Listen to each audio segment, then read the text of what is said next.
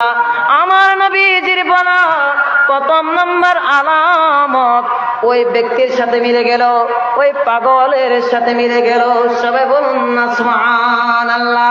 দুই নম্বর আলামত, তিনার হাতের মধ্যে একটা দাগ থাকবে, কেটে যাওয়ার দাগ, যেটা দেখলে আমার নবীজি বলেছেন তোমরা বুঝে নিবে সেই হচ্ছে আমার পাগল, আমার ওয়াজ করেনি।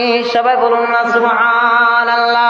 হযরত ওমর রাদিয়াল্লাহু তাআলা আনহু ওই পাগলের হাতখানা বুকের মধ্যে টেনে নিলেন, দেখেন তিনার হাতের মধ্যে একটা দাগ রয়েছে। সবাই বলুন না সুবহানাল্লাহ। কি রয়েছে? দাগ রয়েছে। নবীজি বলেছেন দুটি আলামত। এক নম্বর আলামত, নাম জিজ্ঞেস করলে নাম বলবে না। দুই নম্বর আলামত, তিনার হাতের মধ্যে একটা কেটে যাওয়ার দাগ থাকবে। সবাই বলুন না সুবহানাল্লাহ। যে দুটি আলামতের কথা আমার নবী বলেছেন সেই দুটি আলামত মিলে গেছে, অর্থাৎ তিনি ওয়াজ করেনি। সবাই বলুন না সুবহানাল্লাহ। ওয়াজ করেনকে বললেন, ওয়াজ করুনি, তুমি বুঝি আমার নবীজির পাগল, তুমি বুঝি আমার নবীজির আশিক, যাকে আমার নবীজি জুব্বা মুবারক দিতে বলেছেন। সবাই বলুন না সুবহানাল্লাহ। ওই জুব্বা মুবারক ওয়াজ করে হাতের মধ্যে দিলেন। ওয়াজ করে সিদ্দিক আকবরকে বলতে লাগলেন, ও সিদ্দিক আকবর, আমাকে একটু বলো না, আমার নবী বুঝি আর দুনিয়ার মধ্যে নাই? আমি জেনেছি, আমি দেখেছি, আমার হাতের মধ্যে যখন আমার নবীজির জুব্বা মুবারক আসবে তখন আমার নবীজি দুনিয়ার জমিনের মধ্যে থাকবেন না, দুনিয়া থেকে পর্দা করবেন। সবাই বলুন না সুবহানাল্লাহ। তোমরা আমাকে একটু বলো না, আমার নবী বুঝি দুনিয়ার মধ্যে আর বেঁচে নেই? সিদ্দিক আকবর বলে, ওয়াজ করনি, তুমি আমার নবীকে ভালোবাসো, তুমি আমার নবীকে মহব্বত করো, যার কারণে আমার নবীজির ওফাতের আগে তোমার জন্য এই জুব্বা মুবারক দিয়েছে। সবাই বলুন না সুবহানাল্লাহ। আমার নবীকে কতটুকু ভালোবাসে সেটা জানার দরকার আছে না?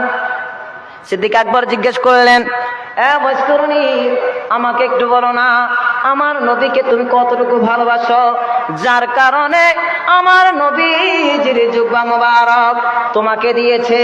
ওয়াজ করনি বলে, আবু বকর, তোমরা শোনো শোনো, আমার নবীকে আমি কতটুকু ভালোবাসি, আমার নবীকে আমি কতটুকু মহব্বত করে।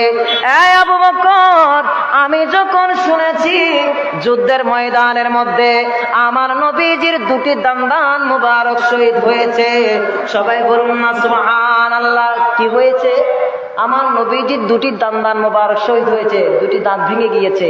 তখন ওয়াজ করে বললেন, আবু বকর, আমি যখন শুনেছি আমার নবীজির দুটি দান্দান মুবারক শহীদ হয়েছে তখন আমি দূরে পাহাড়ের উপরে উঠে গেলাম, একটা পাথর নিলাম, পাথর দিয়ে পানি মেলে আমার সামনের দুটি দাঁত ভেঙে ফেললাম। সবে বলুন না সুবহানাল্লাহ।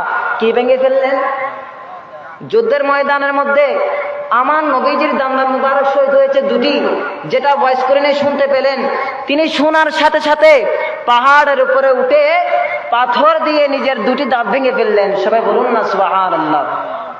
সম্মানিত হাজিরিন, একটু গভীর মনোযোগ দিবেন, একটু খেয়াল করবেন।